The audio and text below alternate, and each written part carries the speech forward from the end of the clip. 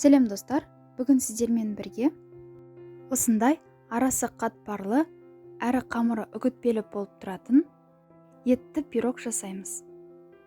Бүгін сіздерге қатпарлы қамырды жасаудың ең оңай әдісін көрсететін боламын. Видеоны міндетті түрде соңына дейін қараңыз. Ең алдымен 330 грамм електен өткізілген ұнды ыдысқа саламыз. Үстіне 180 грамм мұздатқыштан шыққан сармайды осы видеода көрсетілгендей етіп үткіштен өткіземіз. Сармайды үткіштен өткізіп болған соң, онымен жақсылап араластырамыз.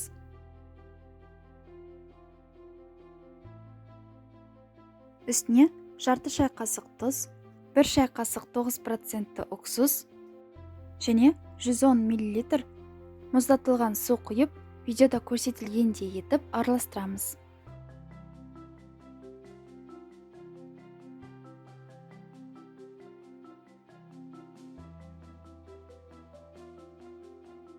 Қамырды осылай илейтін болсаңыз, арасы қатпарлы болып тұрады.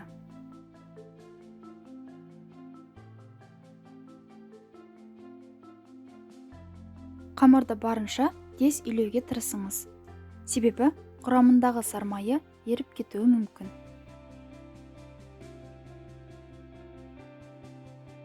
Қамыр дайын болған соң, қапшыққа орап, тоңазытқышқа 1 сағатқа салып қоямыз.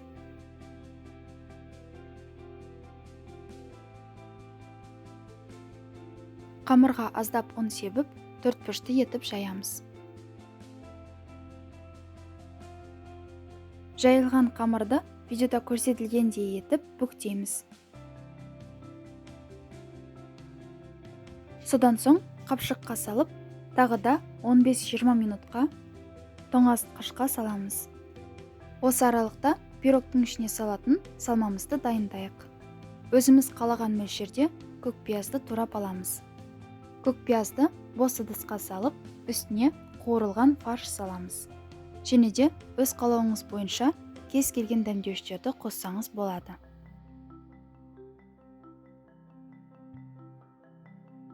Біздің әмбебап қатпарлы қамырымыз да дайын.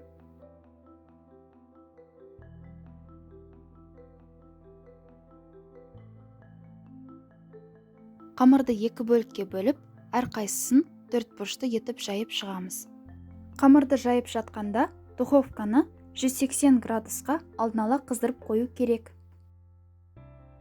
2 қамырды да жайып болған соң, бірінің үстіне салмасын салып, екіншісімен пирогтың бетін жауып, шеттерін түйіп шығамыз.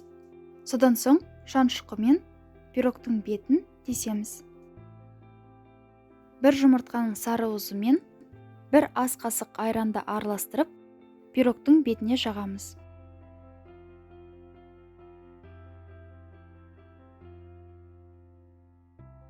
Және де мен пирогтың бетін ақ және қара түсті күнжіттермен безендіріп шықтым.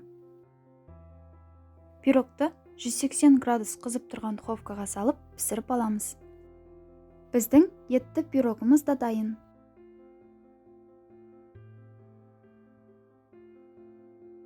Көріп тұрғандарыңыздай, біздің етті пирогымыздың қамыры қатпарлы әрі үгітпелі болып піскен. Тез әрі оңай жасалатын қатпарлы етті пирогты сіздерге де жасап көруге кеңес беремін. Бізбен бірге болғандарыңыз үшін алғысым шексіз. Келесі кездескенше.